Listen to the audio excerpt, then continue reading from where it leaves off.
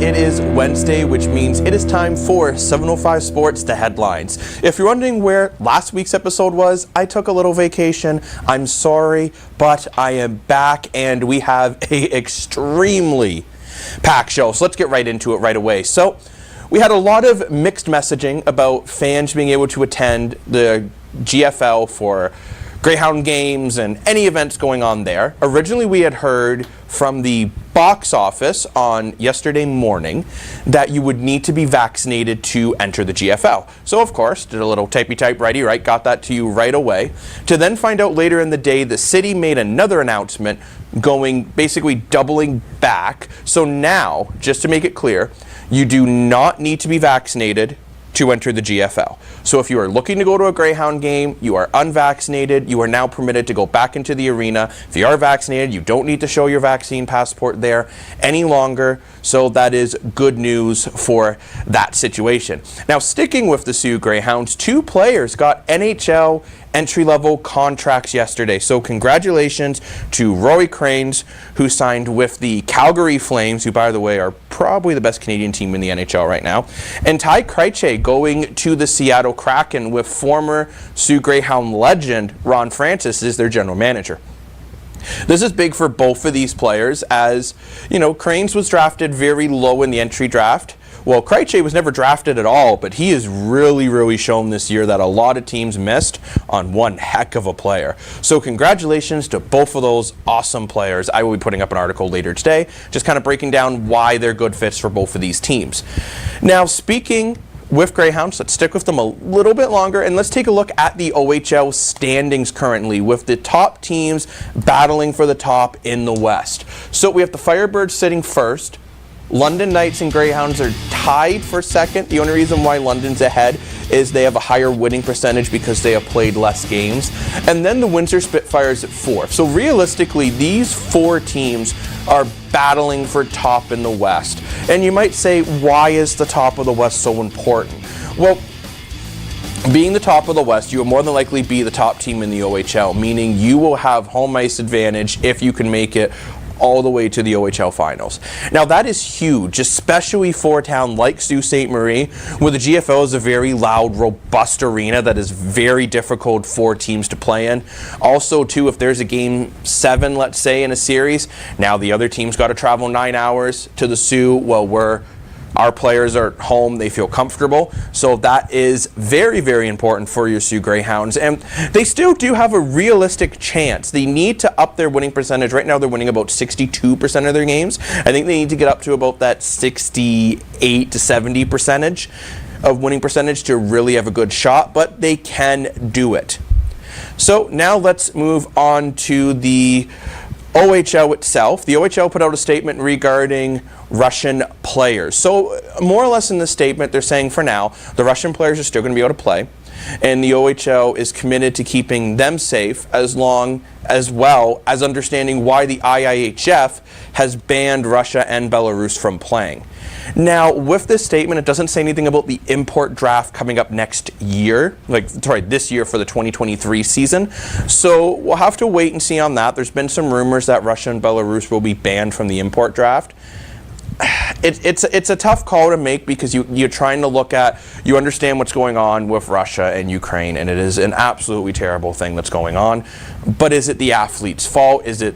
And it's kind of it's a catch-22. It's a very difficult situation for all parties. And now Russia is taking it a step further with the IHF, and they are now trying to say you can't ban us because this is discrimination.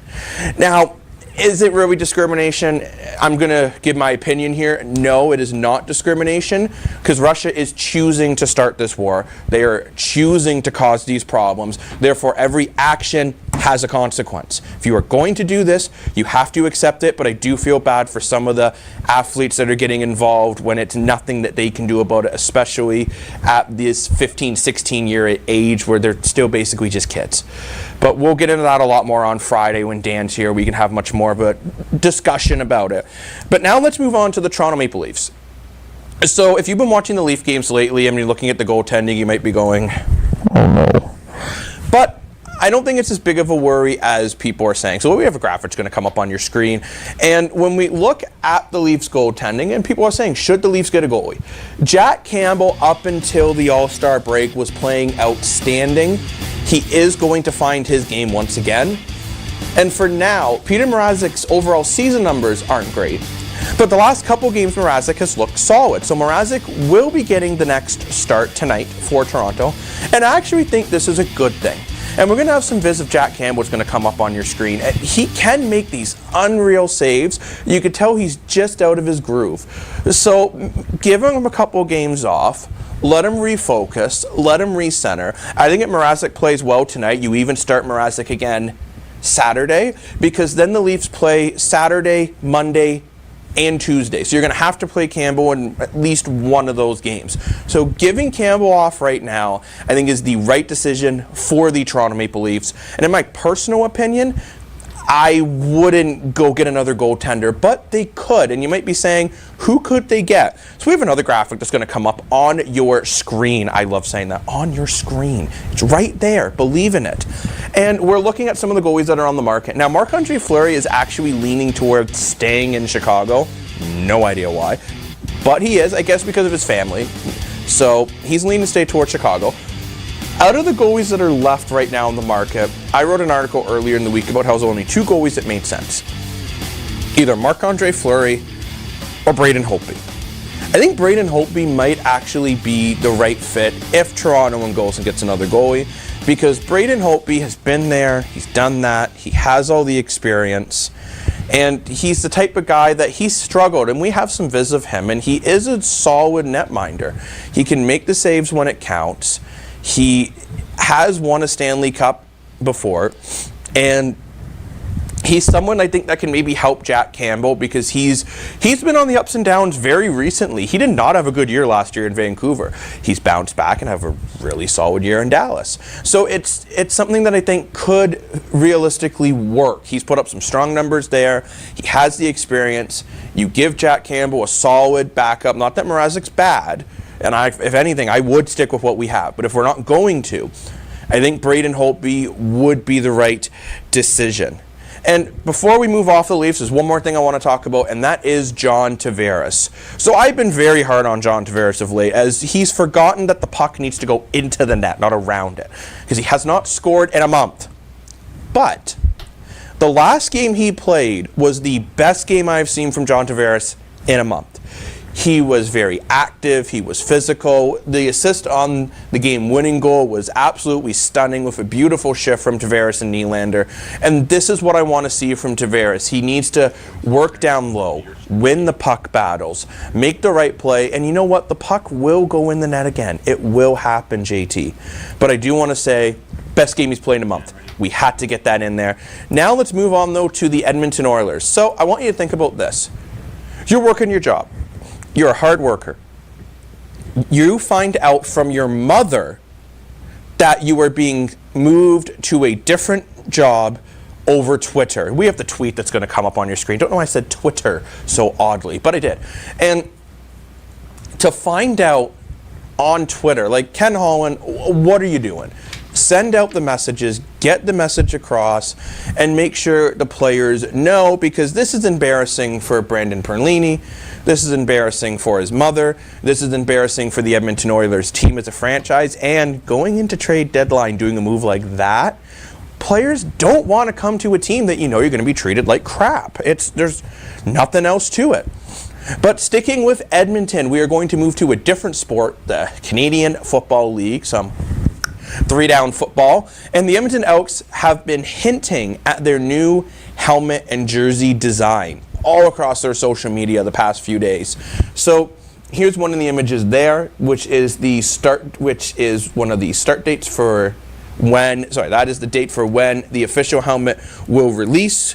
We do have a couple more images that are going to come up on your screen, and it is controversial because the whole Edmonton Elk name change was controversial. They're originally the Edmonton Eskimos. They were changed because Eskimo isn't really a term that we should be using lightly. However, the Eskimo people themselves said that they actually liked that the team was named after them, but that's a whole other story. So people are uneasy about this change with the helmet as well. Is the EE going to be still on it? Did they just call it the Elks so they could keep their sponsors and they're literally going to keep everything the same? I think for Edmonton, a redesign is the right decision. If it was me, the EE's got to go. I think if you're changing the name, you need to change the entire design and everything. But that's it for today. Thank you so much for joining me on this Wednesday edition.